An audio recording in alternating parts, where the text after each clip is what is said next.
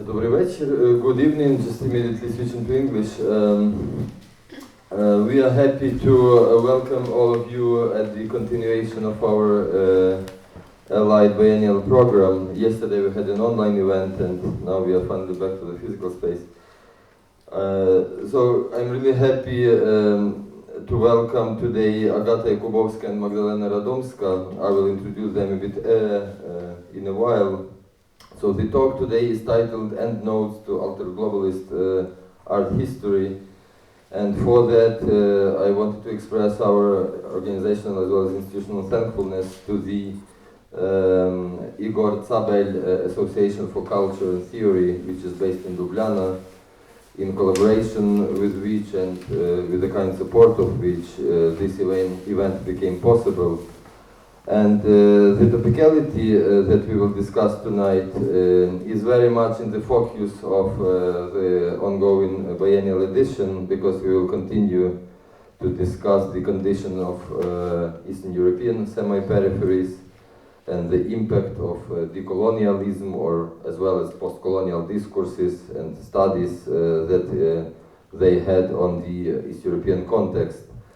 And I believe that our speakers will develop more about this, but I have to say that this presentation will very much revolve around the concepts and ideas of a remarkable East European art historian from Poland, Pьотр Pьotrovский, who was teaching at the Adam Mickiewicz University in Poznań, and who was also a director of the Institute of Art History there, who died 6 years ago, and he has written extensively on art and culture in Eastern Europe. In particular, just to mention a few, because they are really they are not just important books, these are milestone books if you want to grasp the East European context, especially in the art field as such. So I have to mention them. Such books as Art and Democracy in Post-Communist Europe, or Avant-Garde in the Shadow of Yalta, Art in Central East Europe, 1945-89, and many, many others. So basically this talk and this topicality is very much connected or derives from his last unfinished book called Globalizing the Art of East Central Europe, which is actually to be published till the end of this year by the aforementioned Iඝora Цабеля Association for Culture and Theory.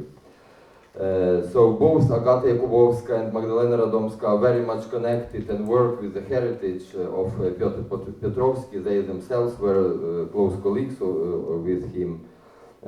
So Agata Jakubowska worked at the Adam Mickiewicz University for many, many years. It's only from this year on that she has affiliated herself with the Warsaw University. She is the author of many books, in particular On the Margins of the Mirror, The Female Body in Polish Women Artists' Works, published in 2004, and Multiple Portrait of Alina Szapocznikows, August, in 2008. She is also the co-editor of All Women Art Spaces in Europe in the Long 70s, published in 2018. And she is currently completing the book Art and Emancipation of Women in Socialist Europe, the case of Maria Pininska-Beresh. And Maγκdalena Радомська is a post-Marxist art historian and historian of philosophy. She is an assistant professor at Adam Mickiewicz University in Poznań as well. And she was the director and lecturer of the course Writing Humanities After the Fall of Communism at the Central European University when it was still in Budapest. In 2013, she published the book The Politics of Movement of Hungarian Neo-Avant-Garde, 66-80. And currently, Maγκdalena is preparing the book Post-Communist Art in Post-Communist Europe and Criticism of Capitalism in Art. She is in particular the editor of the magazine Czas Kultury and the founder, basically, and the head of the Pьотр Pьotровський Center for Research on East Central European Art in Poznań as well. So Agata and Maγκdalena will basically discuss the project of Pьотr Pьotровський, the project of Alterglobalist art history, which is very much about the relationship between global art history and post-colonial studies in East European artistic field. So they'll discuss this from a Marxist perspective as well as from the East European feminist art point of view. So yeah, what one would add, it's already a perfect conceptual setup. Thanks so much for kindly accepting our invitation. Yeah, the floor is yours.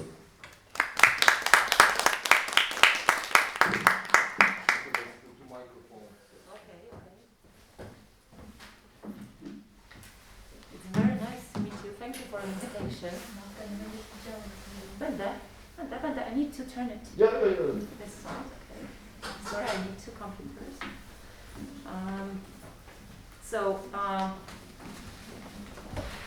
As it comes to the center of Pьотр Pьotrovский, you can see here on the screen. Thanks. Where can I move this presentation? By which piece? I think you can sit together. Yes, you said this that part you not. I don't see it. How can I move it? Like this, okay. Okay. Okay. So we established a few years ago with Agata Pьотr Pьotrovский Center for Research on East Central European Art as former students and colleagues of Pьотr Pьotrovский. I would like to show you, together we would like to discuss what we have done to somehow re-accomplish and criticize or critically accomplish his research, the research of Piotr, especially his last book, which was published in 2017 in Poland, in Polish. It was completed before his death in 2015, or uncompleted because it's not a complete project, although it was taken out from his laptop and published with notes, some minor notes, with basically no editorial work. And now Anna Brzyski has translated it to English, and Iඝora Cabel Foundation is about to publish it. I wrote afterword to this book, and I'm going to relate to both to my research done during this, the work on this afterward, but also I'm going to relate to our project with Agata that we are about to complete, which is a book on horizontal art history, which is going to be published by Routledge. I'm going to show you several. Sorry. Yeah, it works. Okay. Like this. Okay. So this here is our website that you might follow, and we also have an account on Facebook. So this is the website of the center, and we organized one forum, which was called Theorizing Art in East Central Europe, and there is also a separate website of the forum that you may see both in English and in Polish, which gathered most significant people doing the research on East Central European art, especially in terms of critical geography or horizontal art history, whatever we may name it. Okay, I prefer one photo. It's too quick, sorry. It's too quick. This is us, and this is our book that we published with Agata, edited with Agata on Pьотr Pьotrovский. We initially had material for one book, then we divided our material into two books, one on horizontal art history specifically, the other one on the work and practice by Pьотr Pьotrovский, and this is the book published by Adam Mickiewicz University. This is Pьотr Pьotrovский himself. So just to let you know that we are dealing with a real person. And this is the book. I will start reading my text now. And this is the book we are talking about, the last unfinished book by Pьотr Pьotrovский. And I'm going to make a quick intro to this book. I mean, not quick, but short intro to this book. to its main entries and concepts. So let me start with this, and because this book engages in the criticism of post-colonialism in respect to Eastern European art or Eastern Europe.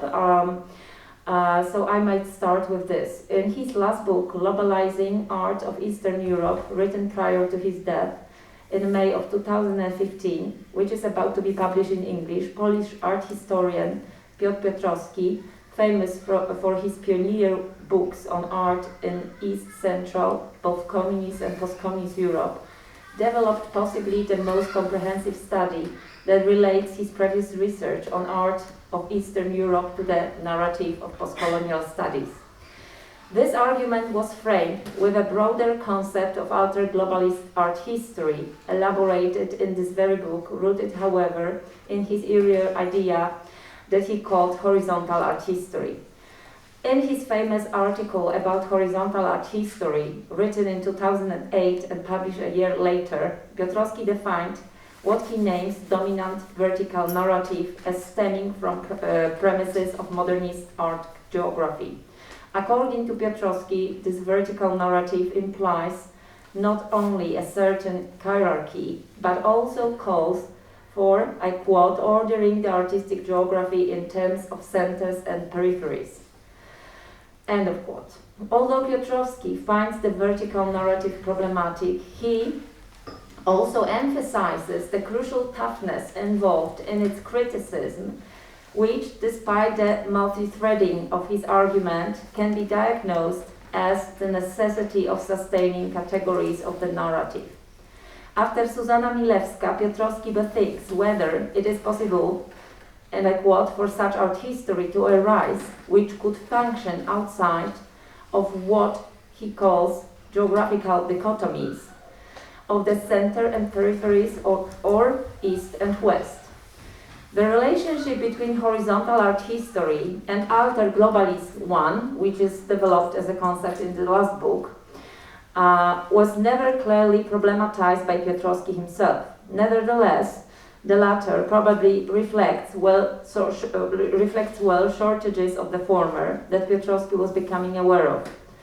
Provided that horizontal art history was to challenge hierarchical approach of a vertical narration by shifting the paradigm set up by the center to the unparadigmatic coexistence of peripheries, it was tangled up in his attempt to re-evaluate the binary structure of the Cold War diktat. In globalizing the art in Eastern Europe, Piotrowski chooses as his device what he names three horizontal cuts. And he gives examples of 1947, 1948, 1949, 1947, 1968, 1989, constitutive for a comparative and constructive approach in global art history, referred by Piotrowski as Alterglobalist art history. The latter was defined by Piotrowski as art history willing to take on a mission of functioning as a part of public political debate or even a strategy of resistance against power and oppression on the side of emancipation and liberation. And I quote, from a horizontal and comparative perspective, a task that on the global scale would require exposure of repressive practices against the margins and the peripheries understood in both geographic and topographic with the context of particular localities terms. End of quote. Piotrowski argues for simultaneous adaptation of two different art historical methodological approaches, which he characterizes as deconstructive and constructive. The first, named as provincializing the West, requires one to deal with the culture of the West in the same way one would deal with the culture of many global provinces, I quote Piotrowski. Piotrowski's relativization of the notion of the center relies on pointing a significant omissions of the dominant art historical narrative as a result of pursuing a narrow understanding of art centers. He discusses Prague as a city comparable to Paris in its significance for surrealism, for example. The book's opening quote, however, functions in this context rather as an unfulfilled promise. Piotrowski neither reaches for class, the opening quote, peripheries of the word unite. He neither reaches for class nor even simply economic roots of those omissions. He also doesn't point to alliance with this seemingly unified Western narrative, Western works of art doomed to peripheral status due to the exclusion of art market and thus the narrative. In his book, Piotrowski practices, however, rather the constructive approach. In the last book, this is the kind of initial practice, which although it is derived by him without a fear of contradiction from the constructive one, offers also a possible critical perspective towards it. And I believe that the best example of the constructive approach, it's his book, Avant-Garde in the Shadow of Yalta. Piotrowski characterizes the constructive approach as a supplement rather than an alternative to the first one. The notion itself bears a significant connotation on constructivism and its attempt to engage in utopian construction of the society. In his last book, Piotrowski openly advocates for the very necessity of utopia, which despite all similarities makes a clear distinction with his previous books, especially with In the Shadow of Yalta, which, as I believe, represents the best example of the deconstructive approach. The last book of Piotrowski, which is about to be published by Yugoslav Association of Theory and Culture, opens up with a paraphrase of a communist manifesto, a call for peripheries of the word to unite. The Marxist frame chosen by Piotrowski suggests the revolutionary approach in order to overcome exclusions of what he calls the dominant art historic narrative. Discussing the possibility of existence of global art history in the second chapter, which is entitled From Global to Alterglobalist History, Piotrowski, following Kitty Ziemans, extracts from global art history projects its intercultural dimension and significantly marginalized in Ziemans' text.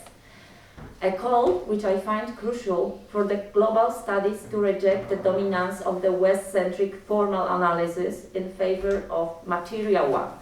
And I will prove that Piotrowski doesn't follow this this call that he initiated. I think that that probably it was his, let's say, first attempt to somehow discuss this kind of Marxist perspective of possibility of the Marxist perspective of or a shift that could be crucial if he was still alive. But because he's not, I point to some certain inconsistencies in this perspective.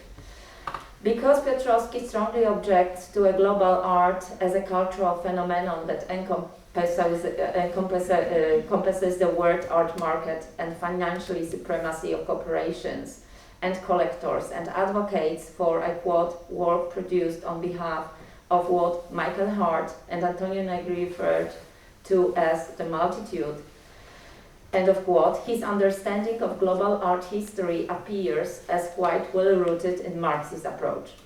Piotrowski reapproaches the notion of global art from a similar perspective of alterglobalism, claiming its source lies in the resistance to global exploitation of workers and transnational corporations.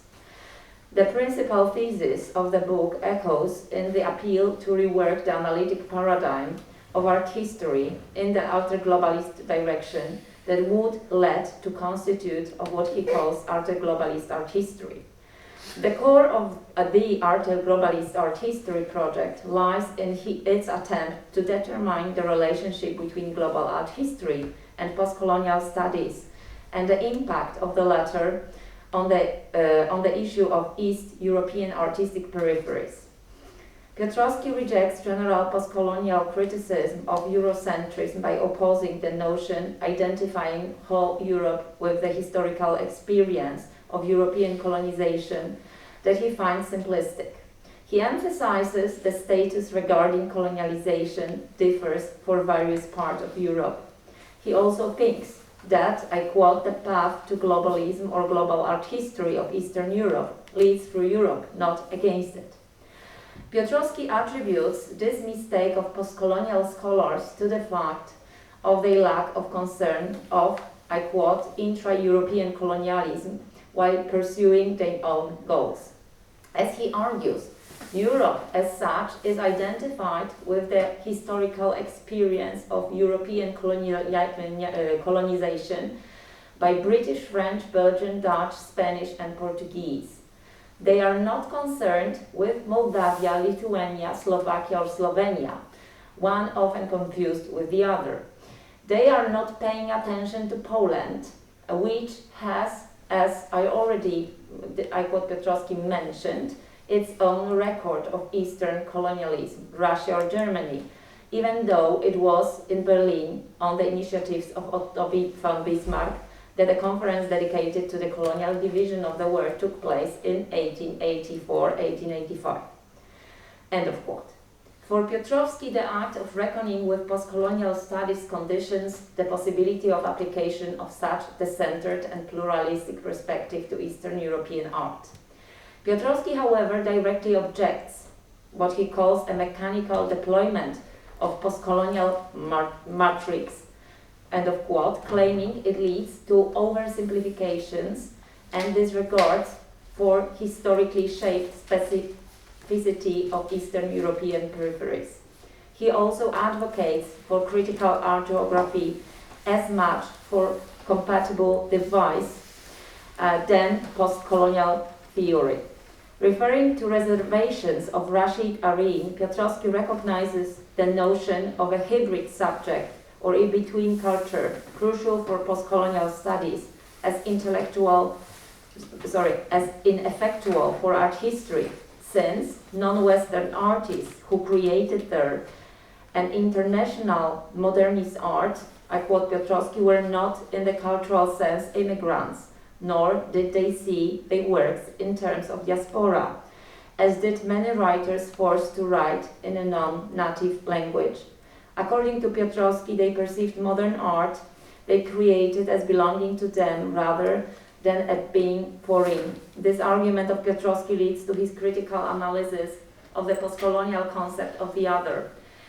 After Bojana Page, he claims that the relationship of the East Central or Eastern and Western Europeans cannot be captured by the concept of the other, but at most by that of the near other, that is, the other who operates with the same episteme, and I quote, according to the same perceptual system and the same worldview, according to the same models of civilization, tradition, and religion, sees the self as part of the same unity, differing only to a certain extent, political, linguistic, locally, cultural.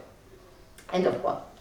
This part of his argument is well rooted in his much earlier reflection upon the notion of the other, employing famous text by Iဃora Cabela, which not only underlies Piotrowski's conclusions, but is also essential to the attainment of reconciliation between the notion of the other and the notions of center and periphery. Chabela's text operates with a dialectical structure on antithetical categories of we and the other, ascribed in seemingly interchangeable way to the so-called Western and non-Western world.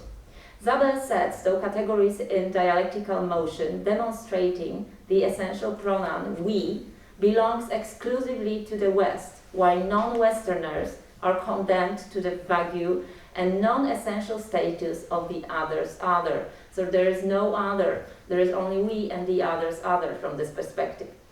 Piotrowski never elaborates on this concept, neither does he relates the notion of the other to one of the periphery, because I could say that the motto of the book, of the initial call of the book, inclines me to search for such, let's say, similarities.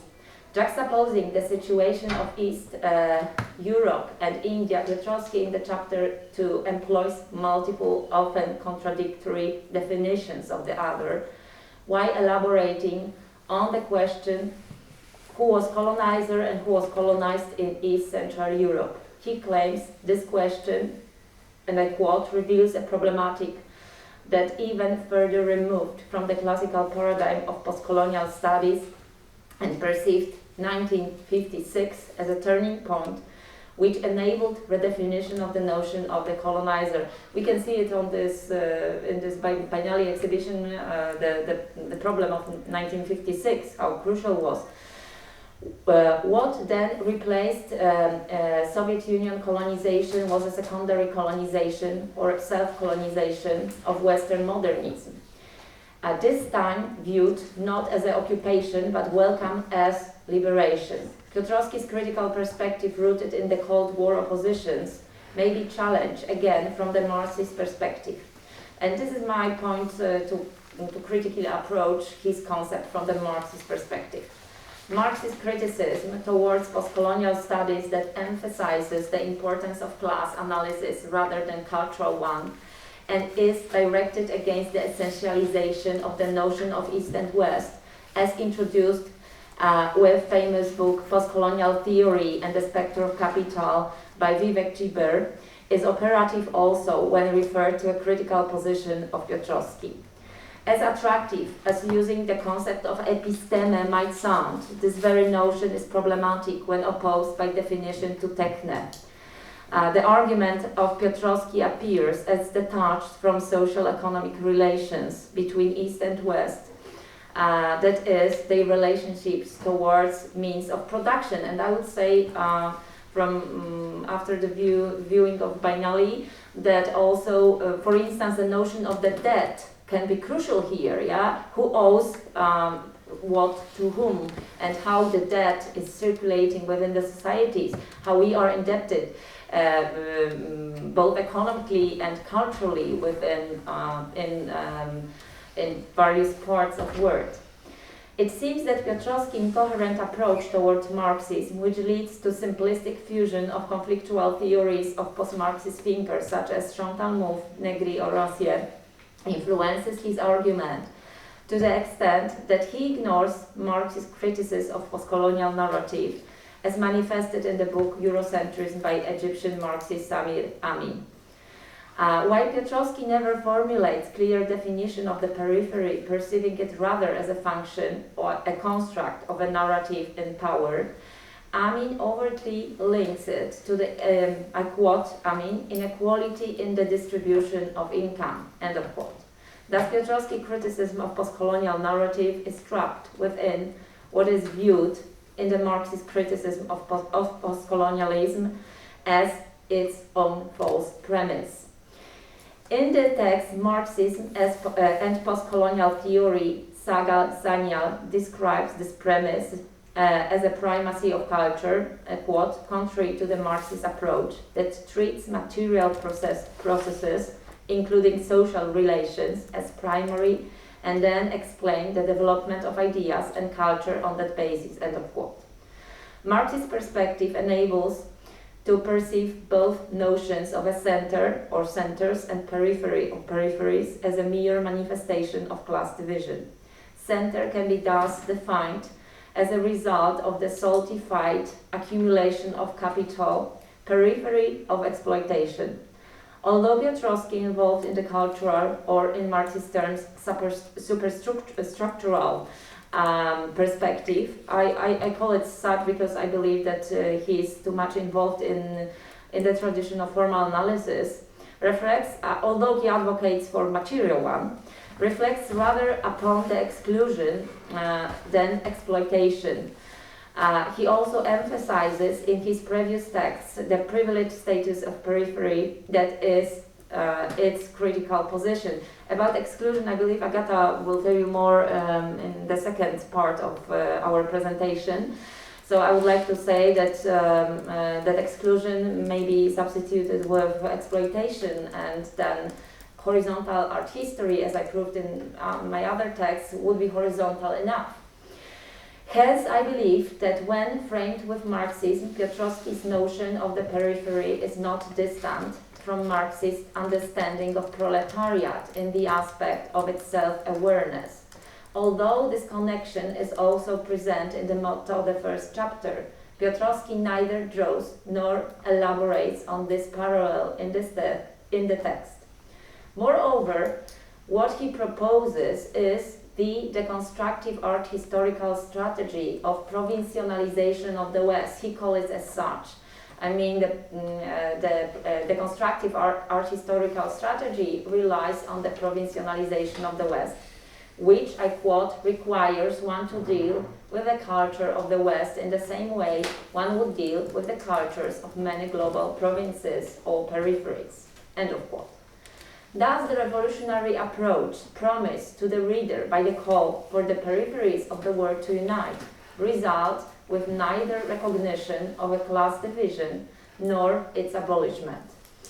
Obviously, one may rightly argue that the academic work is somehow condemned, if not limited to the sphere of superstructure, but then art history may approach the notion of a class division through the description of the division of labor, which concerns both art and academic production. This is the nature of a problem which Piotrowski refers to when he claims that, I quote, paradoxically, the hegemony of the center is even inscribed into the critiques of the center, end of quote.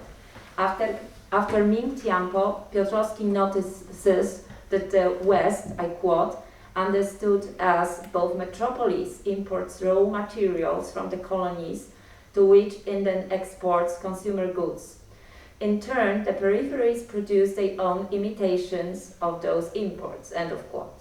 He also comes close to the issue why he ponders the dual problematic status of various art biennales, which both maintains the Western paradigm and its hegemony and tend, I quote, to function as platforms for the shaping of a global polity, end of quote.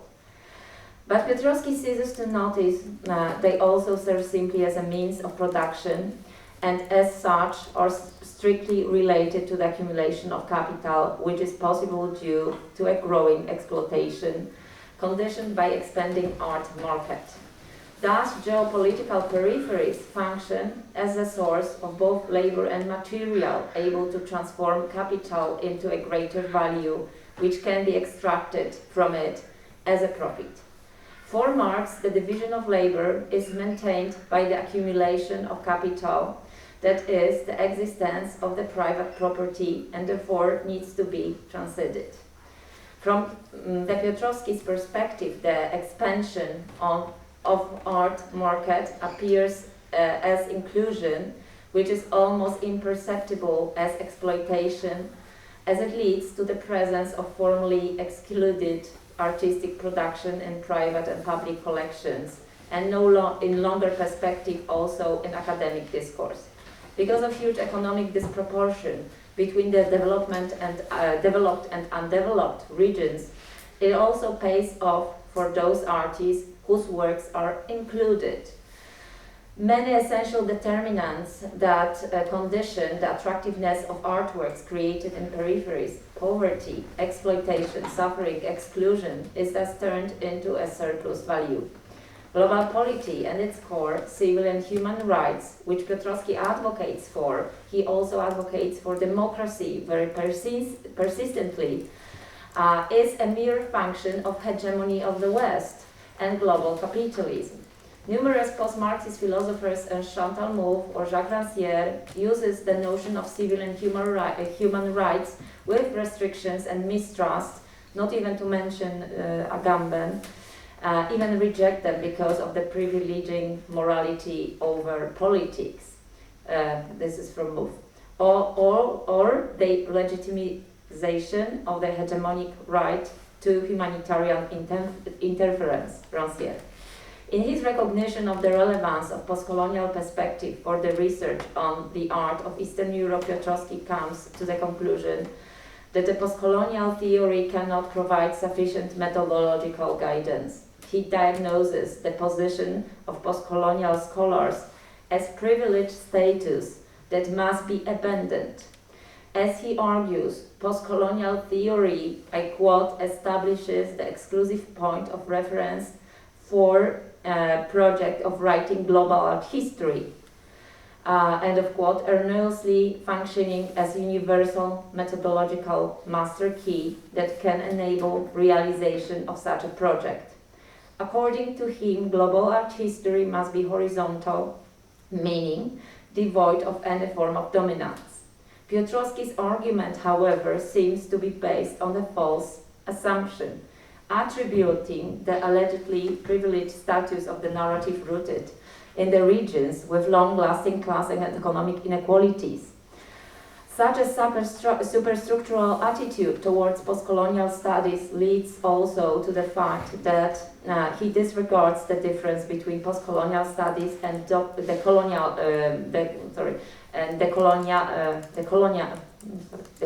theory that vary in the recognition of the importance of a concept of class. And I mean here Walter Mignolo, who by many artists is discussed as relevant for Eastern Europe. I mean, Tanner Randner, for instance, who studied under Marina Grzinic, made these assumptions. So there is a crucial difference between the colonial theory by Mignolo and postcolonial studies. As I argued in the text written for our book on horizontal art history with Agata, horizontal art history is not horizontal enough as long as it ignores the notion of the class and favors superstructural analysis to material one. Alterglobalist art history, on the other hand, in order to really alter global art history with postcolonial studies as its tool, needs to acknowledge the role of class division and the division of labor as essential.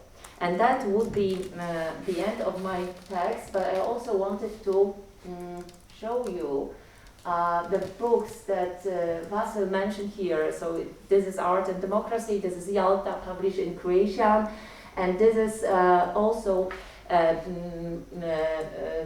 book which is based in critical research, published also in Polish by Pьotr Pьotrovski, which is in his concept of critical museum, which is based in the critical museology.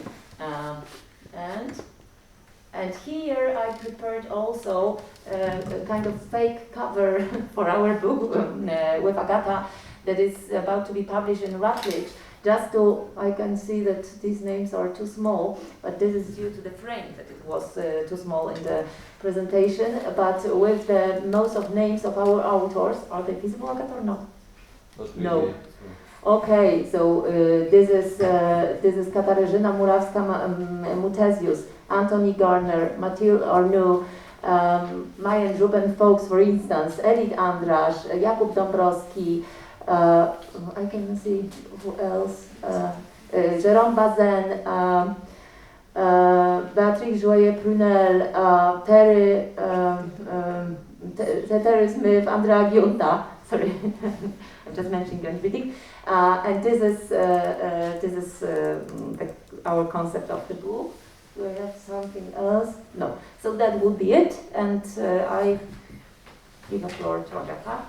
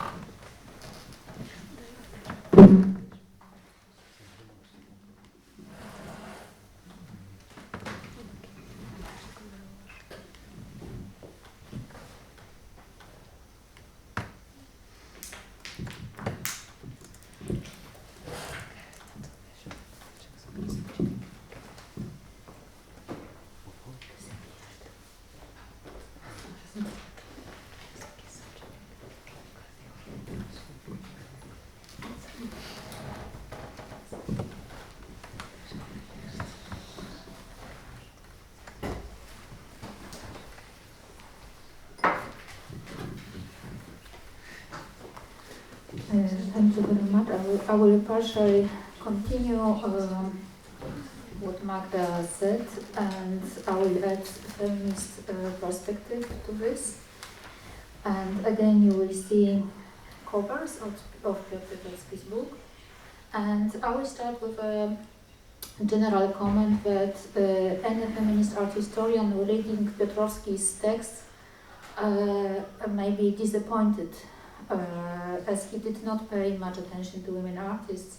And even if he mentions women artists when he analyzes women artists in his books, the way he put them often in a separate chapter is equal for feminist art historian, I would say. And in the last book, actually, this unfinished book that was mentioned several times already, women artists are almost absent from this book. So it puts me in a little bit strange position here, but what is interesting for me in his writing is that there is an ambiguous alliance between horizontal and alterglobalist art history and feminist art history in his texts. In many of Piotrowski's texts, it appears in a form of a similarity between the position and identity of women artists, and position and identity of Eastern Europe or Eastern European countries. And both of them are dynamic and changing in his different books. So at the beginning, not at the beginning, in the 1990s, he advocated advocated on behalf of both of them, of women and peripheries, Eastern European countries, for the right of self-representation and self-narration based on their experience. And here I'm showing you just an example of one of the texts in which he discussed Zofia Kulik, and in this text it is very visible that he strongly said that, as I said, advocated both for women and peripheries to formulate their own voice. Then in 2009, when he published this book, Art and Democracy in Post-Communist Europe, he became much more interested in artworks like Katarzyna Kozyra's In Art Dreams Come True, in which she undermined clear, stable gender identity. And Piotrowski actually, for Piotrowski, this artwork was instructive when he talked more about the instability of identity, both of gender identity and identity of a region. It was more interesting for him at this time to talk about this instability than about agency of peripheries and of women. In his last book, as I said,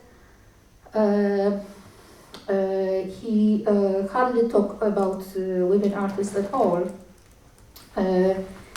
But when talking about Eastern Europe in a global context, he again, I think that he came partially to his attitude from the 1990s.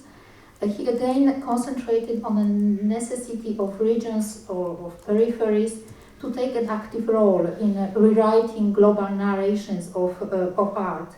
And here is a quote of from this book. What you can see it, yes, you can see it, but I will read it anyway. What the future will look like, of course, we do not know. The thing is that it depends on a large extent to us. That is why we need a peripheral international whose slogan could be the peripheries of the world unite. As you see, this is crucial for us today.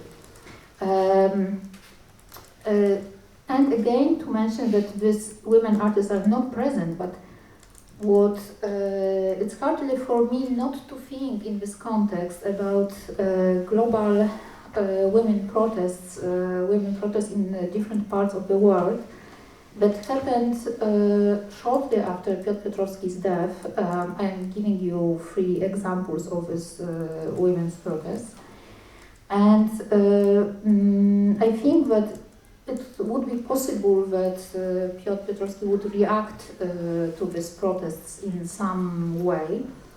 But as for him it was not possible, so I think that I am in a way developing his ideas, taking into consideration women, and proposing something that could be called Feminist International, just in relation to this international, to this global protest culture, I would say also. But as Piotrowski did, Piotrowski acted on the field of art history and visual studies, and I'm also acting in art history, obviously without underestimating activism. I find my academic activities, writing, teaching, but also organizational activities as feminist political activities, and obviously always taking into consideration a relationship between institution, academic art history considered as institution, and what is happening in a public sphere. This notion of Feminist International appeared lately in a text by Katie Dipwell, English art historian, creator and editor of Radomska, International Feminist Art Journal, and in a text that she wrote after editing 40 issues of this magazine, and after closing this magazine, she in this text she underlined strongly the importance and the value of Feminist International, and I will quote a fragment of the citation. How else would we see the actual uneven developments in different locations and their histories, or account for political variation in quite different circumstances, and then begin to use this to interpret afresh key ideas within feminism, which could provide a source of inspiration or hope by sharing and exchanging accounts of women's activities in different parts of the world. Together we would all be stronger. In the context of your biennale, I think that what I am saying could relate to this part of biennale, this exhibition presented by Room to Bloom, who also, as I read on the website, aims at building a collective transnational feminist discourse on art and culture that can be fully informed by the experience and knowledge of the peripheries and bring its relevance to the center. So my presentation will continue with a set of questions around the central one: how to build Feminist International in art history, in art history writing and curating, and how to act as Feminist International in this field. And questions that are formulated, as I said, as I wrote in the title, by a practitioner. And I will start with the first question: what are economic conditions of creating international community of feminist academics, feminist art historian academics? And I will start with a project. I will relate to a project that I have just started at the research seminar, international research seminar titled Narrating Art in Feminist Eastern Europe and Latin America, bringing together scholars, young scholars from these two regions, Eastern Europe and Latin America. The seminar that I lead with Andrea Giunta from Buenos Aires. And I'm showing you this image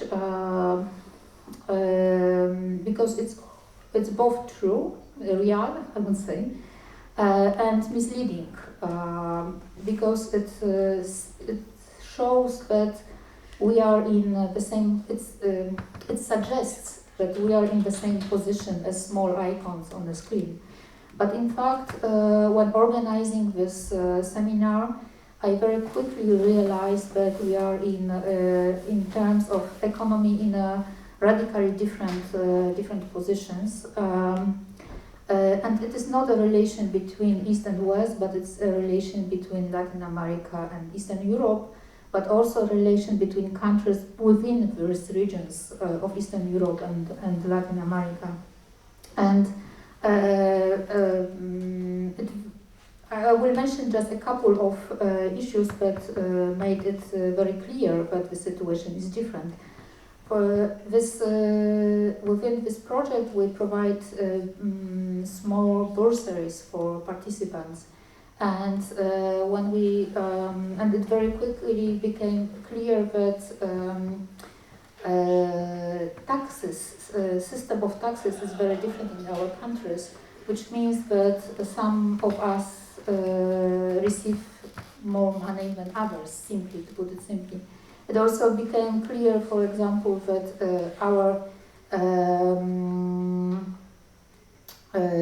my university demands original documents, and actually sending original documents, signed original documents, is quite expensive from different countries, which is also a very small, very tiny issue, but it demonstrates that these inequalities between us.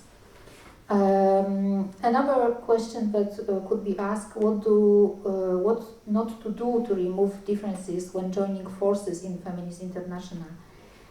Before I show you several pictures of women's demonstrations to advocate for solidarity between women, but now I would like to show you a couple of of images to show differences and asking whether it is often repeated that we are in this together. Yes. So my question is: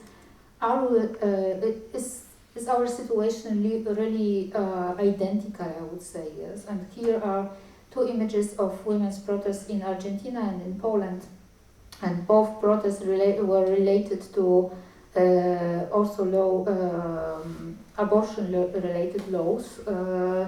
But in Argentina, it finished with introduction of liberalization of abortion law last year, while in Poland, the direction was exactly the opposite, which means that the stricter abortion law was introduced last year. And here is a photo from Minsk, and I know that Almira Osmanova was a guest here during this biennale, and I remember her saying when I introduced her also for one of the events, that underlying that during this abortion is not a question at all for these women marching the streets in Minsk, because the law is liberal. But on the other hand, she underlined the issue of a flag, using the Belarusian flag, and she said, I remember her saying that a couple of years ago it was hard for her to imagine that she would show Belarusian flag talking about feminism. And I also, and again, I want to juxtapose it with Poland, when Polish women artists used this sign that you can what you can see on left-hand side. It's a Polish woman fighting, and they transformed a sign from Warsaw Uprising during Second World War, which caused really very intensive protests from some Polish nationalists. Another question that could be asked: whom colonized epistemologies exclude from Feminist International?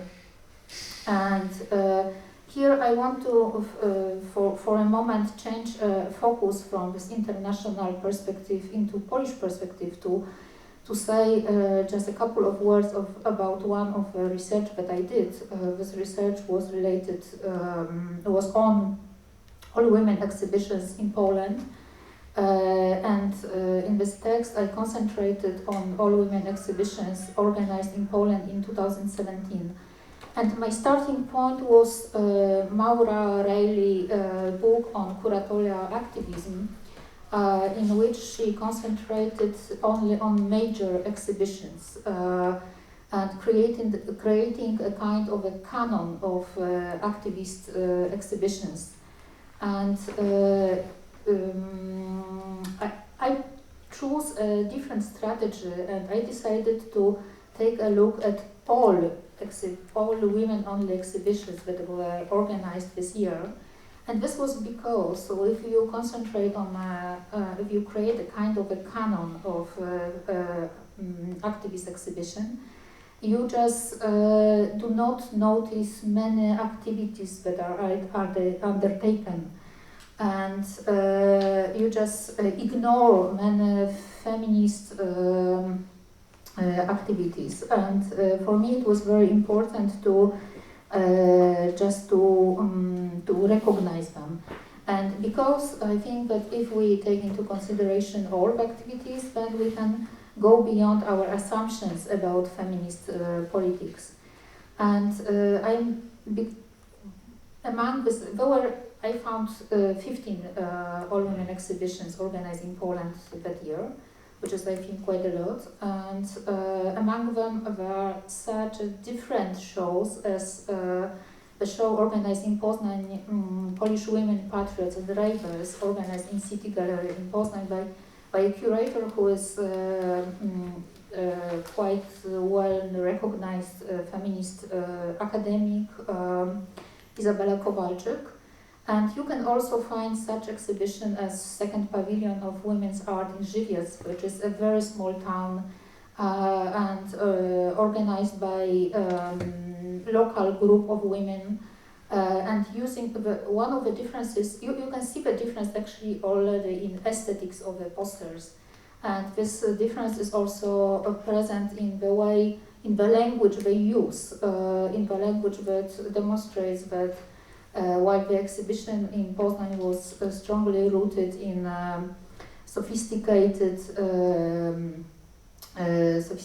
discourse, the second exhibition in Żywiec was not informed by any sophisticated feminist discourse, and also probably you know it also from here, but sometimes you can recognize that when the word lady is used. So they said something like that it is an exhibition of our ladies or something like this. My point is here that coming back to this question that whom do colonized epistemologists exclude, that maybe we have this kind of exclusions also in our language, in our languages, in our discourses. And another question: who do the great artist women serve? I am showing you one of the books published this year that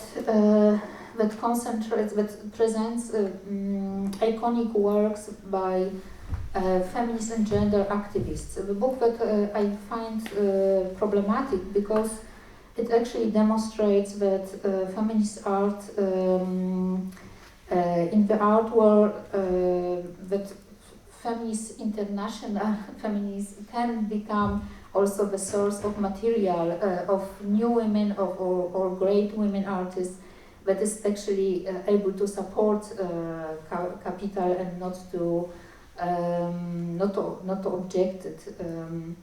And not without reason, I show you the price of this book, 120 pounds, which I think it is important. And the last question: how to support feminist activism without supporting the system? It's another book published by Routledge. So as you see here, Magda underlined that our book is in Routledge. So in a way, I am criticizing us now, or pointing to the problem that we have. Behind this question is what we are problems that we face as academics when we need to decide whether we want to publish in such places as Rotterdam, that gives us visibility, that the books are available, that gives us sustained access to these books that are placed in library, that gives us acknowledgement from the system. By system I mean, again, academic art history. But again, on the other hand, that is the way actually to, if we ask whom do we support if we publish this kind of books on feminist activism, and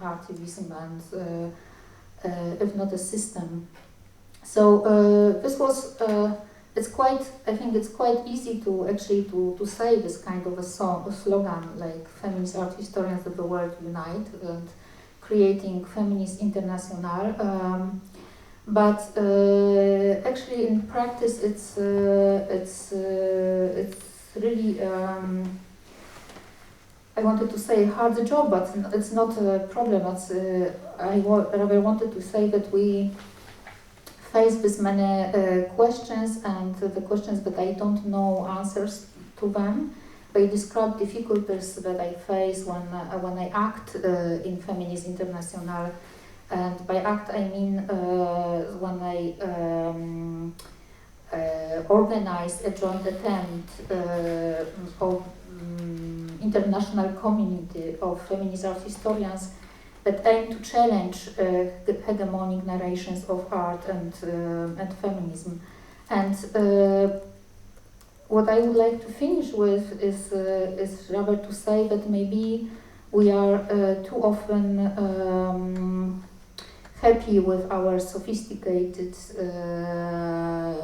theories and interpretations, and that maybe we too seldom address openly the way that we cooperate with the hegemonic, with producing the hegemonic narrations, that maybe we too seldom look for alternative solutions or tactics as tactics of the weak, as Deserto would say.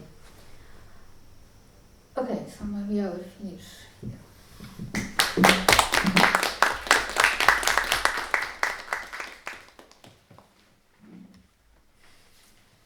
Thanks so much. So please, if you have any questions, just raise your hands, and maybe we can invite both of you here.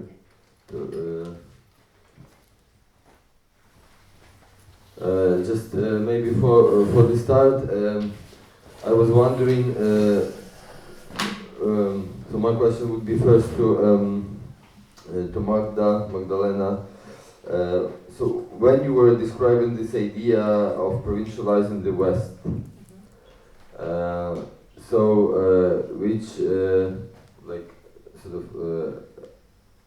means practically that we have to treat the West as other regions, as you say, also well. But how it would practically look like in terms of writing, like really global art history from this horizontal point of view, what it would imply? I mean, because even the vocabulary or the theoretical box of instruments, so to say, has originated from the West in a way, right? But at the same time, it's like, because, so I like the idea, but for me it sounds a bit like artificial, as if we are just putting this kind of hierarchy on the same scale like other regions, but at the same time I don't see quite clearly what are the theoretical instruments for doing that. If you could elaborate on that, would be thankful. And question to Agata, as you, well, at least it seemed to me you didn't mention that quite clearly.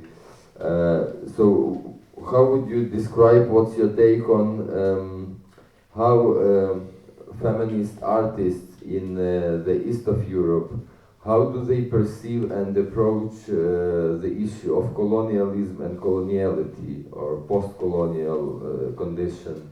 What kind of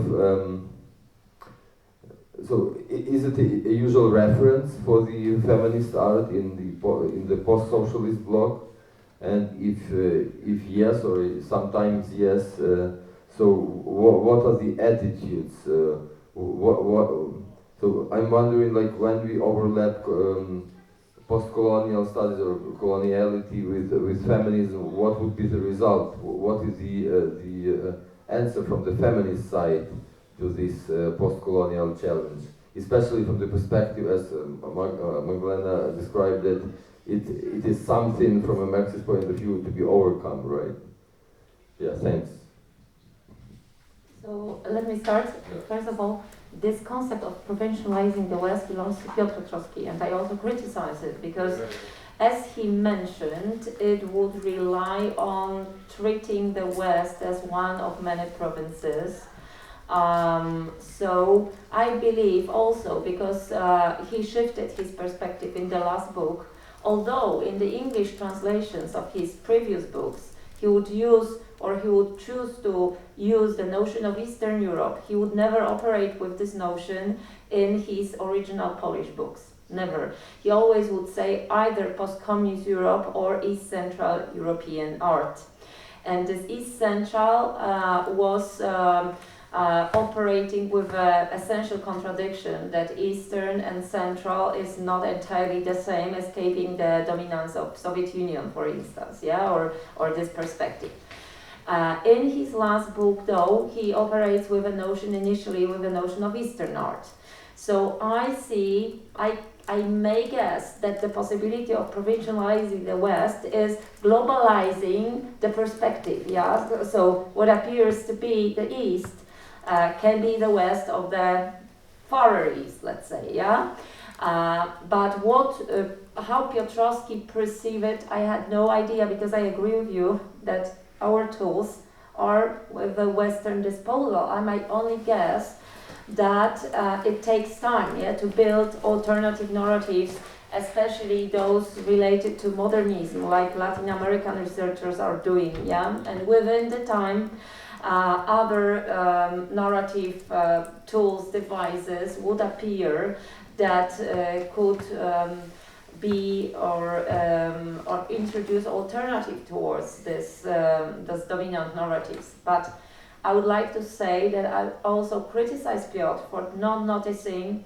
He would notice that West is not a coherent structure, I would say, or notion. But he never noticed that within the West there are also provinces. And I don't mean, he mentions Scandinavia, yeah, which does not take part in accumulation of the symbolic, let's say, cultural capital, although in economical terms it is quite well rooted. But he never, for instance, noticed that within New York or Paris there are also alternative groups of artists that don't take part or they don't enter a global art market, which are also marginalized. And so essentially I believe that the class, let's say, class division is the only one horizontal option that we have. So that would be the answer.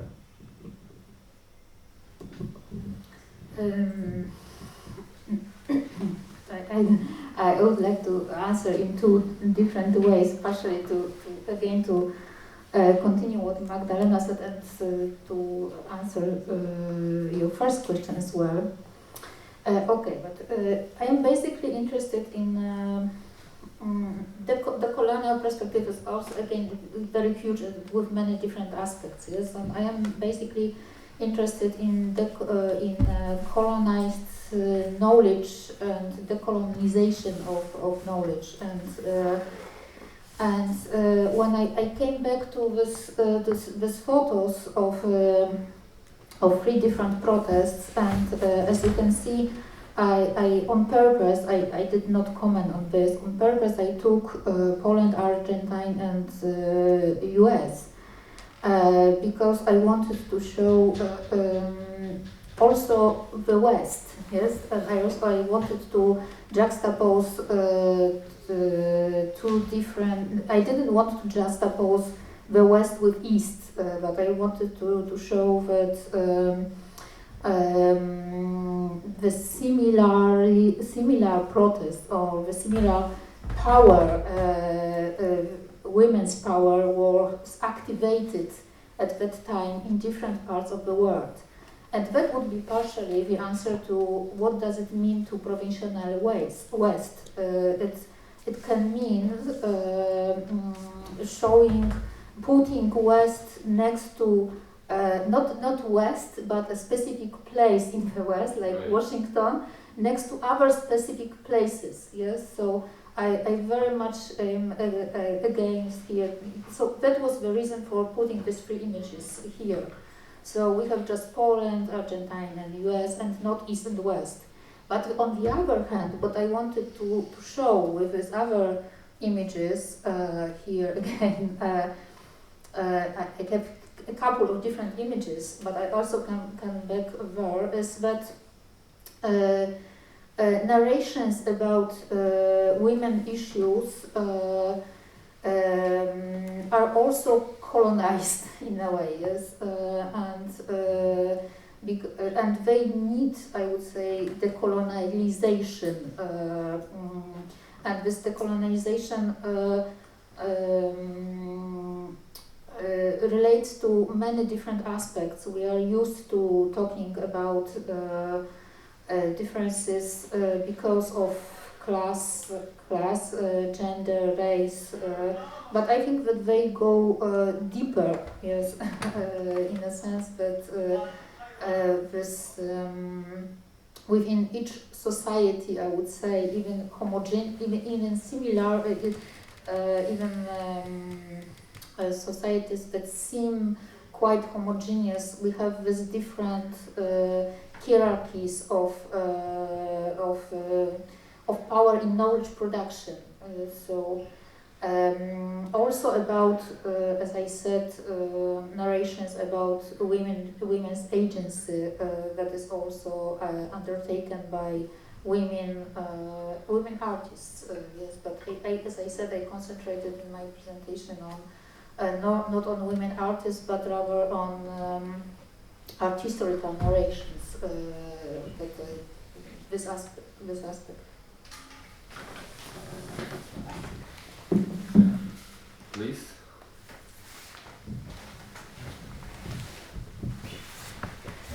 Magdalena and Agata, thank you so much for sharing your perspectives and for this wonderful presentation. I have a very short but ultimately complex question of how to deal with hierarchies that exist interperipherally.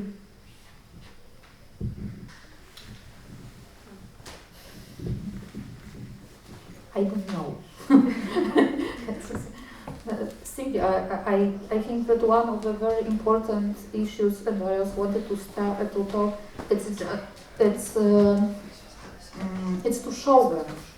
I mean, it's to. I think that what is tricky in this West-East discourse is that we concentrate very much on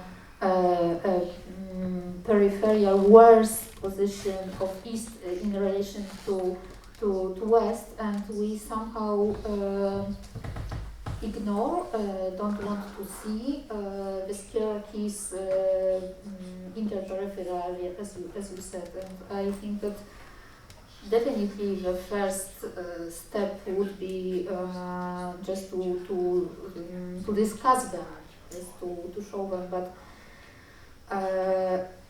I don't have any ideas for the systematic solution. As I started with this notion that I am talking about it as a practitioner, so I am finding one-time solutions for the problems that I notice, but I don't have any idea how to deal it with systematically. I would say that my perspective on those inequalities that you address is mainly class and economic one. I would say that this is what matters to me the most. And in terms of I was trying to think it over in Marxism terms, and that would address to the definition of abusement proposed by Marx, but then discussed by Rosa Luxemburg, that what abusement is or what constitutes proletariat is that it needs to reproduce. I mean, by proletariat I mean more or less periphery. Yeah, I kind of shift this terminology. So on one hand, it does not possess the means of production, and abusement, it needs to be so strong to make it impossible for proletariat or periphery to possess a means of production. Yeah, in these terms, all peripheries are equal because more or less they don't possess means of production. For our Eastern Europe, it also means that the tool is also English, native English, language, which is also a crucial mean of production. On the other hand, they need to be able to reproduce their labor power. And in different provinces, I would say, it means quite not the same, because for instance, in Poland, most of Eastern Europe, it means that you can be exploited once you reproduce your labor power, not only in terms of having shelter and food, so just keeping you alive, but also in terms of going on holidays or have some rest, let's say. So I would say that this exploitation, which constitutes provinces as such, peripheries as such, it may look different, but if I may answer to the question, I would say object to capitalism, object to exploitation, not deal with those kind of, let's say, secondary hierarchies that rather focus on solidarity than on differences, because they are all factors of the same, let's say, the main concept. So rather let's focus on solidarity than on those dividing factors. But this is only one perspective. I don't know if it can be somehow can be an answer to Agata's issue, and maybe not at all. Because it is kind of different approach towards inequality and peripheries, which is rooted in Marxist perspective and is specific for this kind of. I think it's we're starting to discuss maybe which other. I think it's the problem with this not supporting capitalism is that it's really hard if you are part of academic institution, and as we are, for example, because of many different issues that, for example, I did not mention directly, but you are expected to do certain things. You are appreciated for doing certain things, like publishing in certain editing houses, and so on and so on. And you are expected to speak good English, for example, as we mentioned, and to participate in international conferences,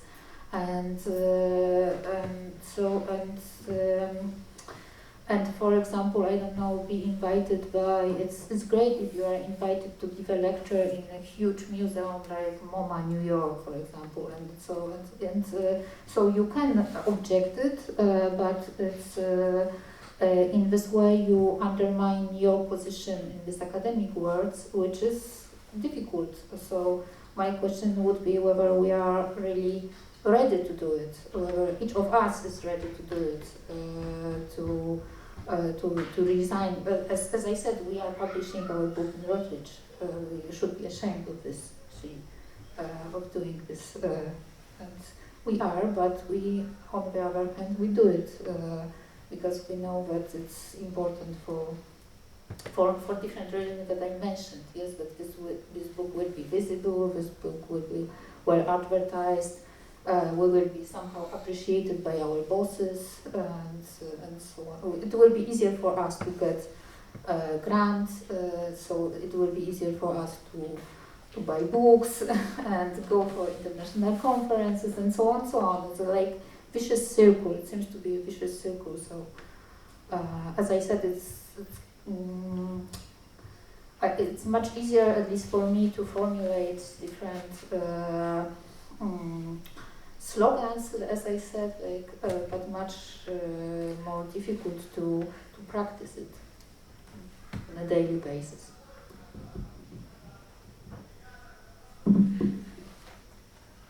Yeah, any other questions?